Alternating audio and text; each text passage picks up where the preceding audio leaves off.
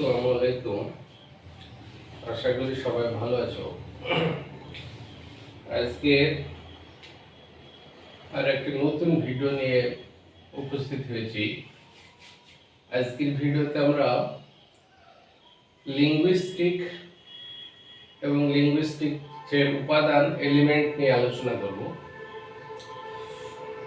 খুবই গুরুত্বপূর্ণ ভিডিও, এটা একটু মনোযোগ দিয়ে বোঝার চেষ্টা করবে এবং ভাইটাল পয়েন্টগুলিকে খাতায় নোট করে নেবে।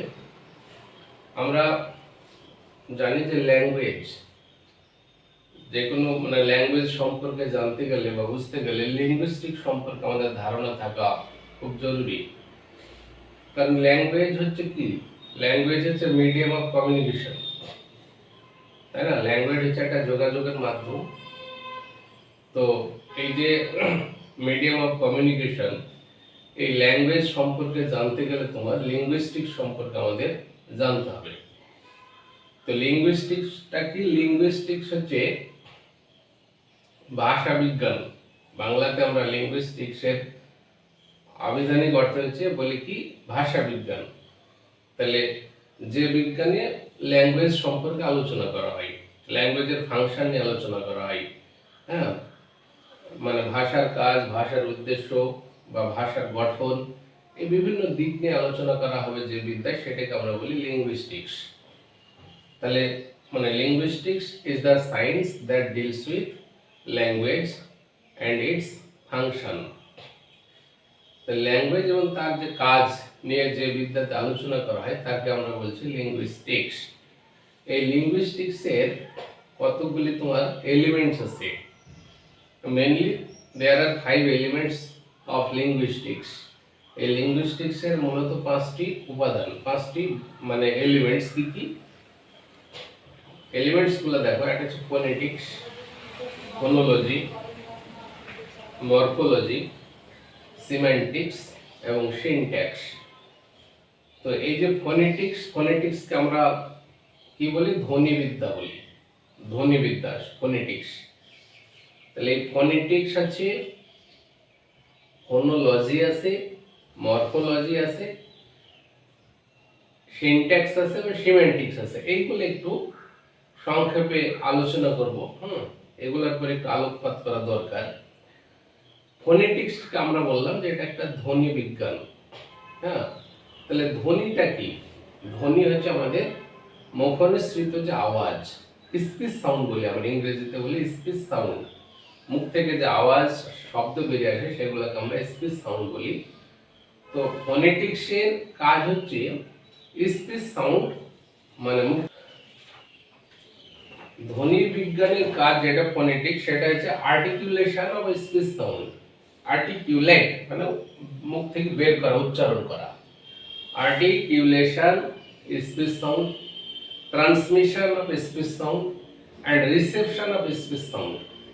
তাহলে মুখ থেকে আওয়াজগুলিকে বের করা, সেগুলিকে ছড়িয়ে দেওয়া এবং সেগুলিকে রিসিভ করা, গ্রহণ করা, এই বিষয়ের আলোকপাত করা থাকে তোমার ফোনেটিক্সে।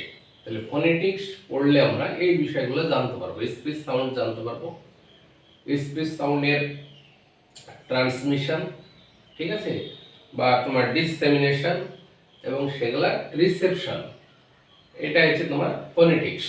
তাহলে ইংরেজিতে তোমার স্পিচ সাউন্ড আছে মোট। এই স্পিচ সাউন্ডকে দুই ভাগে ভাগ করা হয়। একটা হচ্ছে ভাওয়েল সাউন্ডস আর একটা কনসোনেন্ট সাউন্ডস। তাহলে ইংরেজিতে তোমার মোট 20টা ভাওয়েল সাউন্ডস আছে, 20টা vowel speech sounds. Vowel sound হচ্ছে 20টা এবং 24টা আছে তোমার কনসোনেন্ট সাউন্ডস। এই টোটাল 44টা স্পিচ সাউন্ডস আছে ইংরেজিতে। হ্যাঁ, আমরা এমনি জেনারেলি ভাবে পড়ি যে 5টি ভাওয়েল আছে, হ্যাঁ, আর তোমার বাকিগুলো হচ্ছে কনসোনেন্ট। কিন্তু ফোনেটিক্স পড়লে আমরা আরো বিস্তারিত জানতে পারবো যে ভাওয়েল সাউন্ড হচ্ছে তোমার 20টা, কনসোনেন্ট সাউন্ড হচ্ছে 24টা। এগুলার নিয়ে পরের ভিডিও তোমাদেরকে আলোচনা করব, পরবর্তী ভিডিওতে এগুলো নিয়ে আলোচনা করা হবে। হ্যাঁ, এখন এই যে স্পিচ সাউন্ড, এই স্পিচ সাউন্ড এর তোমার আর্টিকুলেশন, ট্রান্সমিশন অ্যান্ড রিসেপশন, এই কাজগুলো কিন্তু ফোনেটিক্স করে থাকে। ফোনেটিক্স পড়লে আমরা এই বিষয়গুলো সম্পর্কে জানতে পারবো, ঠিক আছে? তো এখানে দেখো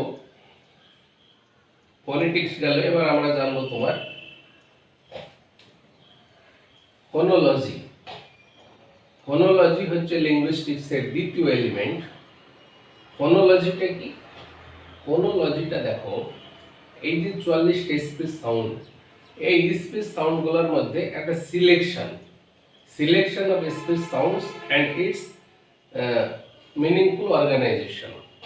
তাহলে স্পিচ সাউন্ডসের সিলেকশন ঘটাতে হবে এবং সেগুলার একটা অর্গানাইজেশন মানে সমন্বয় সাধন করতে হবে, যাতে একটা অর্থপূর্ণ শব্দ তৈরি হয়, ঠিক আছে? তাহলে ফোনোলজি হচ্ছে selection and meaningful organisation of speech sound. বোঝা গেল?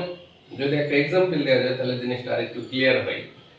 এখানে দুটো শব্দ দেখো, দুটো শব্দ যদি আমরা একটু মানে পর্যালোচনা করি, একটা সিন আর একটা আছে সুন।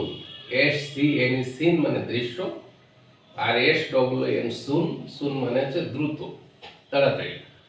এই দুটো শব্দের স্ট্রাকচারাল এলিমেন্ট যদি আমরা দেখি, এই সিন শব্দটা দেখো, এখানে তিনটি স্পিচ সাউন্ডস আছে। একটা স আছে, স এস স্পিচ সাউন্ডস, আর একটা স্পিচ সাউন্ডস আছে ই স্পিচ সাউন্ডস আছে ই, আর একটা আছে এন স্পিচ সাউন্ডস। এই তিনটি স্পিচ সাউন্ডস, এই তিনটি স্পিচ সাউন্ডস এর মধ্যে এসটা হচ্ছে কনসোনেন্ট সাউন্ড, এনটাও কনসোনেন্ট সাউন্ড, আর ইটা হচ্ছে ভায়েল সাউন্ড। আরো যদি আমরা দেখি সুন শব্দটাকে যদি একটু ভেঙে দেখাই, এখানেও দেখো স্পিচ সাউন্ড আছে, এস আছে, আর আছে একটা উ আছে উ, আর আছে একটা এন। তাহলে এখানেও তিনটি স্পিচ সাউন্ডস আছে, ঠিক আছে? তাহলে স্পিচ সাউন্ড, এই 44টি স্পিচ সাউন্ডের মধ্যেই কিন্তু সিলেকশন অর্গানাইজেশন হবে। যত ইংরেজি ওয়ার্ড আছে সমস্ত ইংলিশ ওয়ার্ডগুলি কিন্তু এই 44টা স্পিচ সাউন্ড থেকেই এসেছে কিন্তু। হ্যাঁ, তো এখানে এস সাউন্ড, এন সাউন্ড, এই দুটো সাউন্ড একবার ই সাউন্ডের সঙ্গে অর্গানাইজ হচ্ছে, মানে সমন্বয়কৃত হচ্ছে, একটা নতুন শব্দ সিন তৈরি হলো। আর এস এবং এন এই দুটো সাউন্ড একবার উ ভায়েল সাউন্ডের সঙ্গে মানে অর্গানাইজেশন ঘটিয়ে নতুন শব্দ সুর তৈরি হলো, ঠিক আছে? তাহলে এইভাবে তোমার আমাদের ইংরেজির যত মানে অর্থপূর্ণ শব্দ আছে এইভাবে কিন্তু শব্দ তৈরি হয়েছে, ঠিক আছে? তাহলে এখন মানে একটা বিষয় খুব মানে মাথায় রাখা দরকার, এই যে মানে স্পিচ সাউন্ডের সিলেকশন এবং অর্গানাইজেশন ঘটিয়ে একটা মিনিংফুল শব্দ তৈরি করা হচ্ছে, এইটা কিন্তু কার কাজ? এটা হচ্ছে ফোনোলজির কাজ।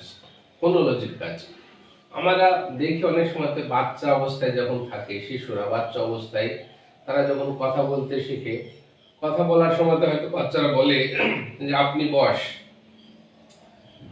আপনি বস, আপনি খা, এই ধরনের কথা বলে থাকে। তো এই কথাগুলো তারা কিসের জন্য বলে, কোন ঘাটতির কারণে এই ধরনের কথা তারা বলে বা এই ধরনের বাক্য ইউজ করে? এইখানে মানে আপনি বস, আপনি বস, এই বাক্যটাতে কতগুলো শব্দ বসে তো তোমার বাক্য তৈরি হয় জানি। তো এই যে শব্দের যে শব্দগুলো এসেছে, যে পদগুলো এসেছে, সে ওয়ার্ডগুলোর ক্ষেত্রে দেখা যাচ্ছে সেখানে তো স্পিচ সাউন্ডের সিলেকশন ঘটিয়ে সেই শব্দটা তৈরি হয়েছে। এখানে আপনি সম্ভ্রম অর্থে ব্যবহার করা হচ্ছে, আপনি বস, বসটা আবার একটু তুচ্ছ অর্থে ব্যবহার করা হচ্ছে। তাহলে এখানে আপনি বসেন এই কথাটা কিন্তু সে বলছে না, আপনি বস এরকম বলছে বাচ্চা শিশুটা। তো এখানে এই বসেন এবং বস এই যে দুটো শব্দ, হ্যাঁ, এখানে স্পিচ সাউন্ডস গুলির মধ্যে সিলেকশন অর্গানাইজেশন সঠিকভাবে কিন্তু সে বাচ্চাটা করতে পারেনি, তার জন্য সে বস বলছে। এখানে বসেন, এখানে একটা ব, একটা স, একটা ন, এই যে মানে স্পিচ সাউন্ডগুলো আছে, এই স্পিচ সাউন্ডের সিলেকশন অর্গানাইজেশনে সঠিকভাবে সে সমন্বয় করতে পারেনি, তার জন্য এই ধরনের বাক্যালাপ করছে। তো এই যে মানে ফোনোলজিক্যালি মানে the baby is not phonologically alert ও ফোনোলজিক্যালি কনসাস, সে ফোনোলজি কিন্তু সচেতন না, মানে স্পিচ সাউন্ডের সিলেকশন অর্গানাইজেশন ঘটানোর ব্যাপারে তার সেই মানে নলেজ কিন্তু এখনো তৈরি হয়নি, তার জন্য এই ধরনের বাক্য সে বলছে। তো এই বাক্যগুলো বলার কারণ হচ্ছে তার ফোনোলজিক্যাল ইনফরমেশনের ঘাটতি আছে, সে ফোনোলজিক্যালি মানে অ্যালার্ট বা সচেতন না, ঠিক আছে। তাহলে এখানে স্পিচ সাউন্ডের সিলেকশন অর্গানাইজেশন সে ঠিকঠাক করতে পারছে না, বোঝা গেল। তাহলে এই ধরনের বাক্য বাচ্চারা বলে থেকে আমরা মানে শুনে থাকি। তো এই হচ্ছে তোমার ফোনোলজি। এবার আমরা জানবো মরফোলজি। সিনট্যাক্সের থার্ড এলিমেন্ট হচ্ছে মরফোলজি। মরফোলজিটা কি? তো morphology deals with the internal structure of a word. একটি শব্দের অভ্যন্তরীণ যে কাঠামো, internal structure of a word, সেইটার আলোচনা করা হয় তোমার মরফোলজিতে। তো এখানে মরফোলজি, এখানে আরো একটা কথা বলতে ভুলে গেছি আগে, এই যে ফোনোলজি যখন আলোচনা করলাম, ফোনোলজির এক একটা সাউন্ড মানে ইউনিট স্পিচ সাউন্ডকে আমরা বলছি ফোনিম, এটা মাথায় রাখবে। হ্যাঁ, মানে ইউনিট অফ স্পিচ সাউন্ড, এক একটা স্পিচ সাউন্ডকে আমরা ফোনিম বলছি, ঠিক আছে। তাহলে এই ফোনিমগুলার সিলেকশন অর্গানাইজেশন ঘটে মিনিংফুল ওয়ার্ড তৈরি হয়। আচ্ছা, এবার আমরা মরফোলজিতে আসি। তাহলে মরফোলজি হচ্ছে তোমার, আগে বললাম যে ইন্টারনাল স্ট্রাকচার অফ ওয়ার্ডস। এই মরফোলজির মানে শব্দের একটা গঠনগত উপাদান। তো শব্দের যে ক্ষুদ্রতম মিনিংফুল পার্ট, একটা শব্দকে যদি আমরা ভেঙে ভেঙে ছোট করি, তাহলে সবচাইতে ক্ষুদ্রতম অর্থপূর্ণ অংশ যে অংশটা পাই সেইটাকে নাম দেওয়া হয় মরফিম, সেটার নাম হচ্ছে মরফিম। তাহলে মরফিমটা কি? মরফিমটা হচ্ছে the smallest meaningful part of a word is called morpheme. একটি শব্দের ক্ষুদ্রতম অর্থপূর্ণ অংশকে বলা হয় মরফিম। এই মরফিমকে আমরা দুটো ভাগে ভাগ করি, একটা ফ্রি মরফিম আর একটা বাউন্ড মরফিম।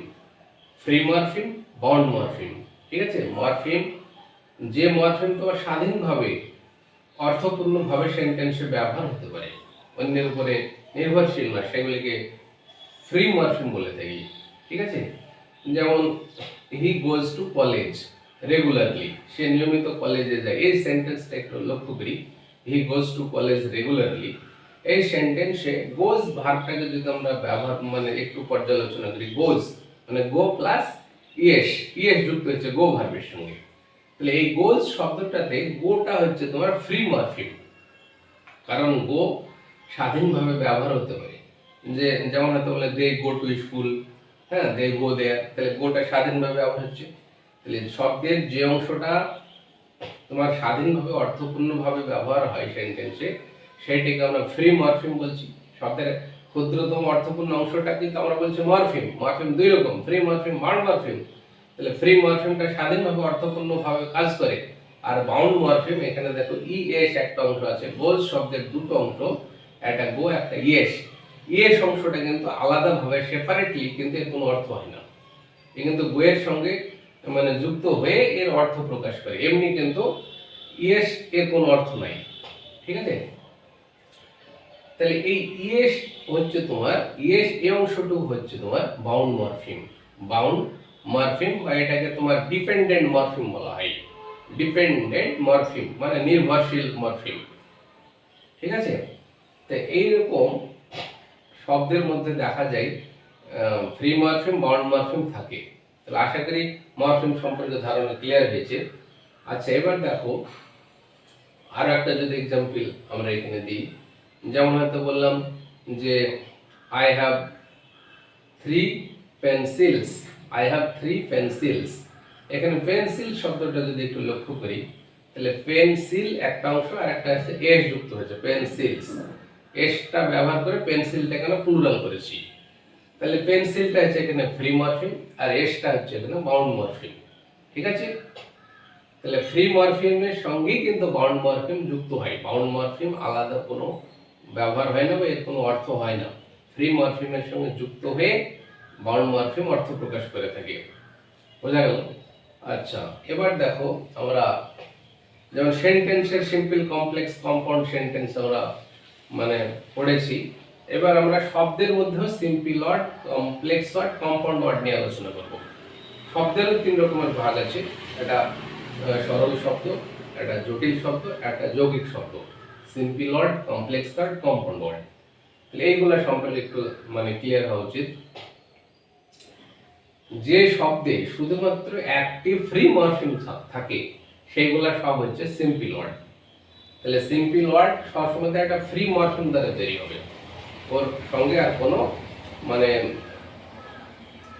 বাউন্ড মরফিম থাকবে না। তাহলে একটাই সিঙ্গেল ফ্রি মরফিম, সেটাই হচ্ছে একটা সিম্পল ওয়ার্ড। ঠিক আছে, তাহলে আমরা বুঝতে পারলাম সিম্পল ওয়ার্ড। এবার ফ্রি মরফিমের সঙ্গে যখনই বাউন্ড মরফিম যুক্ত হয় তখন সেই শব্দটা হয়ে যায় কমপ্লেক্স ওয়ার্ড। যেমন মানে গোজ কথা আগে আমরা দেখলাম, গোজ শব্দটা, তাহলে গোজটা হচ্ছে তোমার কমপ্লেক্স ওয়ার্ড। পেন্সিলস এটা কমপ্লেক্স ওয়ার্ড, কিন্তু গোটা হচ্ছে তোমার সিম্পল ওয়ার্ড এবং পেন্সিলটা হচ্ছে সিম্পল ওয়ার্ড। ঠিক আছে, তাহলে সিম্পল ওয়ার্ড জানলাম আমরা, কমপ্লেক্স ওয়ার্ড জানলাম।